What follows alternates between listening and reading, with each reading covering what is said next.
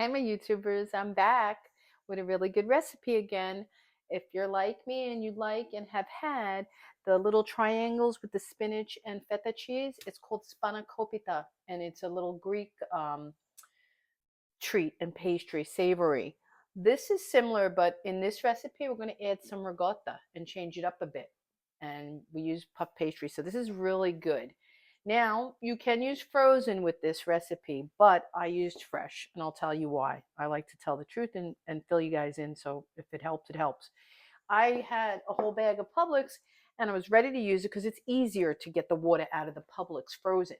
But when I did open it, there was a lot of, I call them woody stems. One felt so hard that it frightened me. I said, you know what? I can't be chancing that with my own eating of this. So I had a big attitude on sale spinach. I threw the container out, but it's the large one. And this is what you yield from it. You could use a bag and get a little bit less. That's okay. It's not going to hurt your recipe. Now let me show you quick. I used this setup. I finally invested in some grass cloth, and you just let it, drain in there, and then you roll it in a bowl and you squeeze it out. You get it as dry as you can. That's the object here. Get it as dry as you can. And now I have to chop it up a bit to go in the recipe, okay? Because it's going to get mixed. We have to chop it ourselves. It was baby leaves, I believe. And this, I'll tell you, this inspired me. Now that I see this, don't get scared, but I'm thinking of going back to tackling the ravioli. I may do fresh spinach dough. I don't know. I'm thinking about it. Would that be a catastrophe? Would it?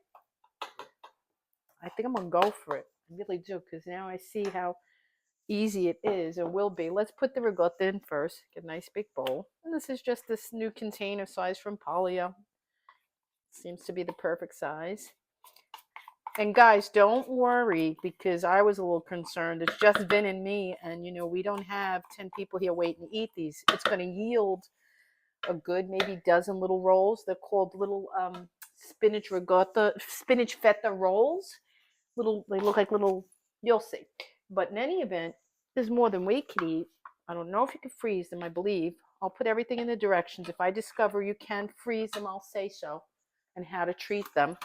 If you have to eat them right away, call a few friends. That's what we're going to wind up having to do. Okay, there you go. So it seems to be equal amounts of everything. Let me just hold them. Yeah, I'm not going to worry about it. I love spinach. There can never be too much. Okay, so now let's mix that all up, and it calls for something else I'm very excited to have and want to share with everyone. Because again, the more you cook, the more things you want to go and get accurately. You don't want to sub too many things or keep out too many things that really, help or change your recipe. Just to get it mixed really well. See the spinach thicker on one side. Now, I'll also give you some ideas if even myself wounds up with a lot of excess. I mean, this would be fabulous on a pasta and then bake it the next day. You just took this filling. Let's see. I'll put that in the direction. The description. Excuse my language. What I'm meaning to say is, let's say you have a half a cup of this, okay? You just mix it with some rigatoni you boiled, sprinkle some Parmesan on the top, and throw it in the oven for 20 minutes. And you'd have the most delicious, tiny little baked pasta you ever saw. That's what I'm here to help give you inspiration, ideas, as I'm learning them myself. I would never think of that unless I was doing this. It's because I really don't like to waste. I really, really don't like to waste. Okay, I think that's well mixed. Now you would put salt and pepper to taste. Let's put some salt. Okay. Again, you can use the white pepper in here. I'm going to just go with the traditional little ground pepper. And here's the difference. It calls for a dash of fresh nutmeg. This is the item I said I went out and took the time to buy, because the ground, which I have in the cupboard, does not lend the same, and it needs very little, very little. I'm scraping it and seeing it, and I think it's so pungent. My goodness, that's quite enough. Look, I barely scratched the surface. Look, and that's it. And they stay fairly fresh along in here because you're grating them. I keep them in this little container.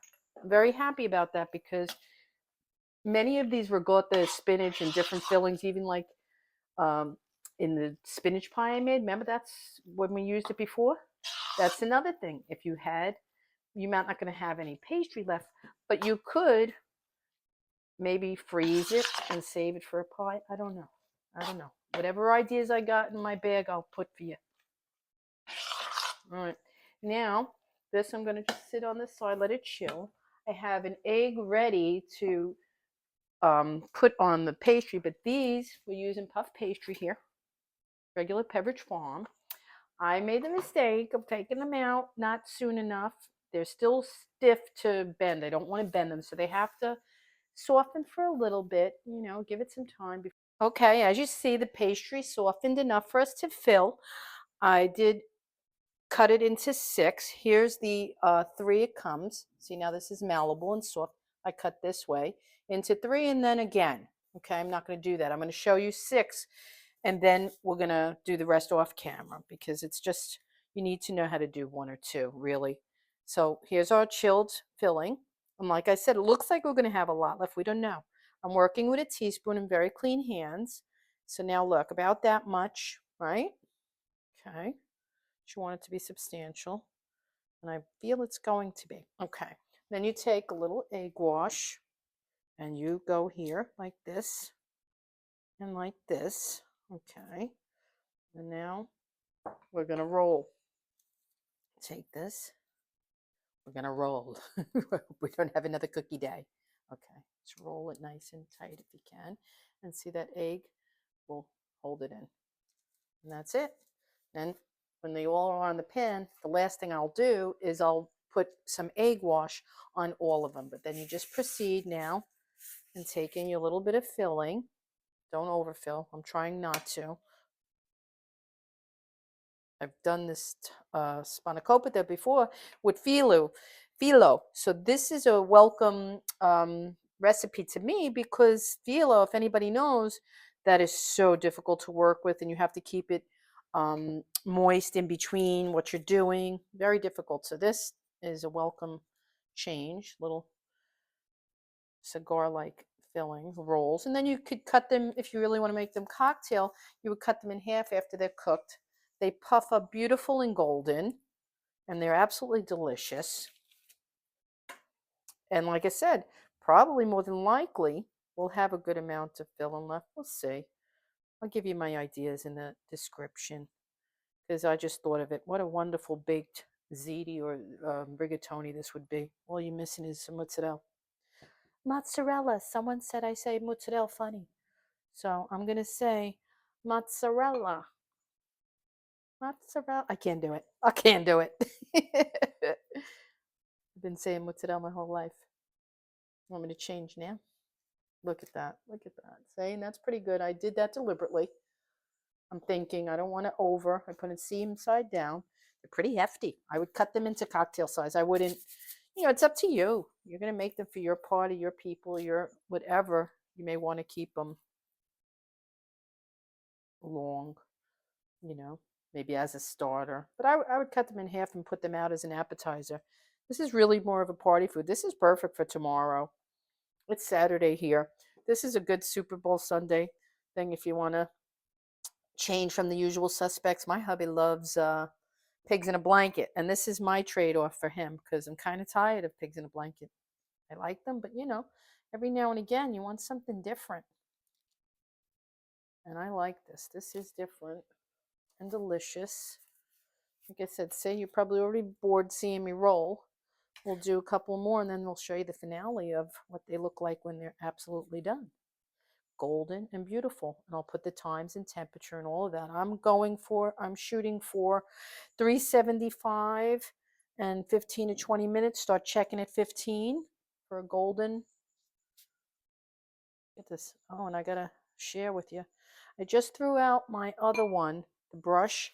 I had the traditional with the what do you call it? Thistle whistle, the natural hair. Didn't look good to me anymore. I said, I'm not cooking with that.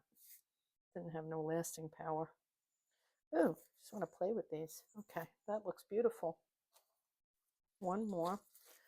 And see, this pan's turning out to be a perfect 1, 2, 3, 4, 5, 6, 6 and 6. So you wind up, it yields a dozen. of this size. And I'm making a mess. I'm going to have to change my parchment paper and all that beautiful jazz. So I can't sit here and bore you to death with rolling.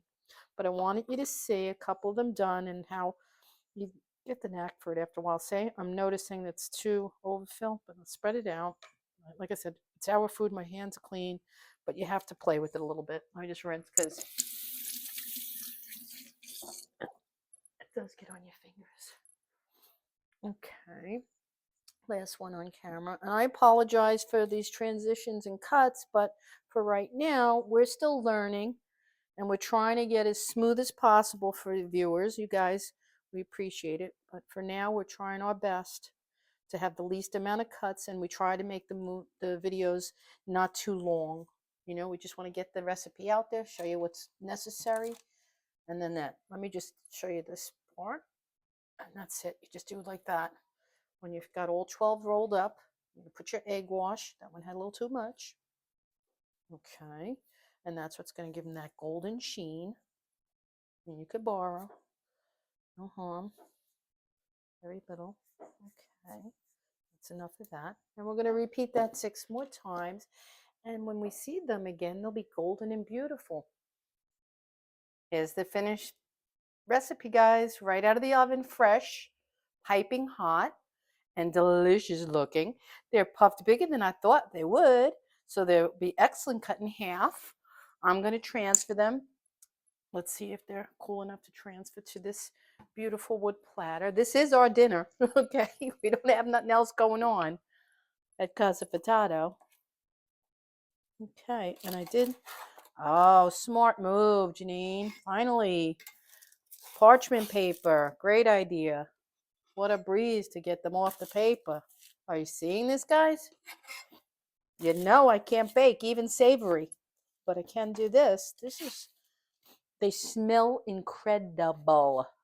If anybody's like me who really enjoys the Greek spanakopita, this is that with ricotta added.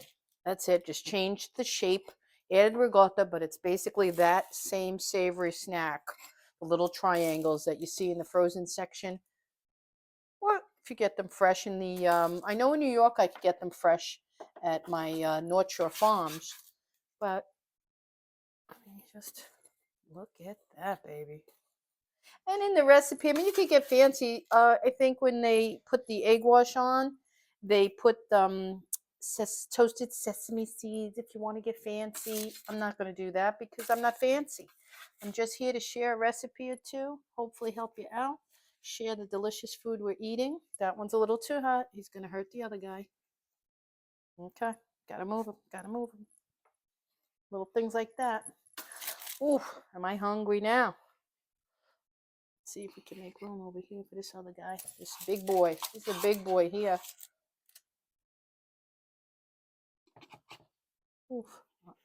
Alrighty. And we have to take our photo. That is the recipe. Spinach feta rolls. But really is spinach feta ricotta rolls. Okay. Let me move this out of the way. And like I said, not too bad. It takes about, in the oven, they did take about 24 minutes. I'll write everything in the description. Just give me a little bit of time. It's fresh out, and I just did the macaroni salad. So I'll get everything together within the next few hours. And I'll see you guys in the next one. Have a good Super Bowl Sunday tomorrow.